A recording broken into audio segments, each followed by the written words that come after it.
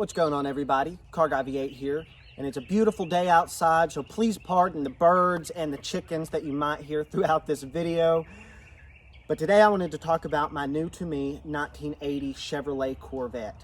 Now this is one of the rarest C3 Corvettes ever made, and for the same reason that it is rare, it is also the worst C3 Corvette ever made in my opinion. Now don't get me wrong, the 78 to 82 cars are my favorite Corvettes ever made, so I'm just ecstatic to own one. I love this body style. So this is not a knock video on the C3, but instead it is talking about the worst model of the C3 ever made.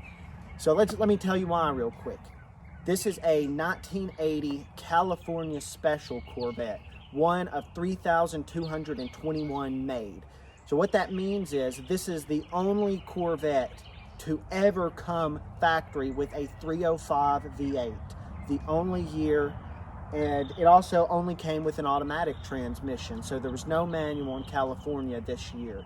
And the only Corvette that is rare engine-wise is the L88 427 Corvette.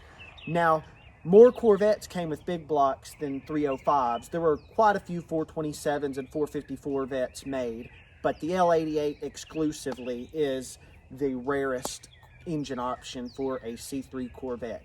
But today we're talking about this one in particular. So luckily for me, it appears that the engine was swapped. The previous owner told me it was, but you can never really verify that because I cannot quite read the stamping in the back of the block due to how tight it is. But it does have a tag on the engine that shows me it most likely is a crate engine, because I know the guy who had it before my buddy, which owned it last, he had started building the car from the ground up and he had put an engine and transmission in it, but I'm not 100% sure if he put the original 305 or if he went back with a 350. So fingers crossed it's a 350. I think it is, but let's walk around the car now, shall we? Now, one reason that I say that this Corvette is worse than even the 1975, which is the weakest C3 Corvette ever made, it only had 165 horsepower, is because at least it had a 350. So you had a larger bore motor to work with, so you could make power easier. As you can see, the body is actually in fairly decent shape, as in it's straight, but it does need paint and fiberglass repair. And it's missing side markers and lights, which I actually have them in a box. They're already off because I guess the guy was planning on painting it. But honestly, this is the best deal I've gotten on a car in my entire life. So I'm extremely excited about it. And I'll probably start working on it next Sunday. I think I could get this engine running in one day. This is just a placeholder carburetor. That's actually a bad 750 I've got. It's just to keep anything from getting in the intake. As you can see, that's that tag I was telling you about. I really don't know why somebody would replace an engine and transmission if they're not going back with a 350 in a car like this. So I'm just going to assume it's a 350, but whenever I drive it, if it's slow, I'll know I'm wrong. It'll probably be slow even if it's a 350, to be honest. But you can see the car's, it's actually in pretty decent shape. I'll open up the door real quick and show y'all inside how it is currently. Here's the interior. Nothing special. As I said, he had started to restore this car, the owner before my buddy had. Like you can see, it's got a brand new gauge cluster. I've got the backs to both seats freshly upholstered. You can see even these aren't bad. That might have been fresh, to be honest. Look at that. That'll clean up perfectly. Door panels, they look to be freshly upholstered too.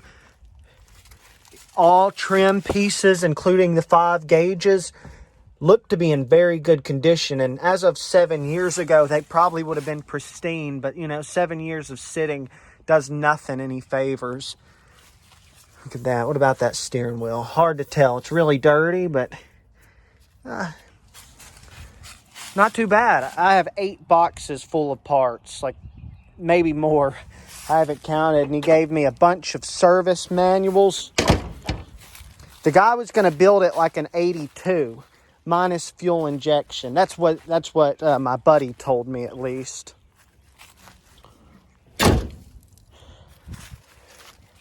looking forward to getting this running. Like I said, it'll probably next Sunday, I'll at least be able to hear it. It'll be out of the gas can, of course, and that'll be after I prime the engine. He told me it was running 7 years ago, so hopefully I won't have to break in a cam or anything like that. I doubt it. If it was a crate motor, it should already have been done. That's the Corvette, guys. What do y'all think? It'll be a project, no doubt, but it'll be considerably easier to make run than any of my other projects I've gotten recently.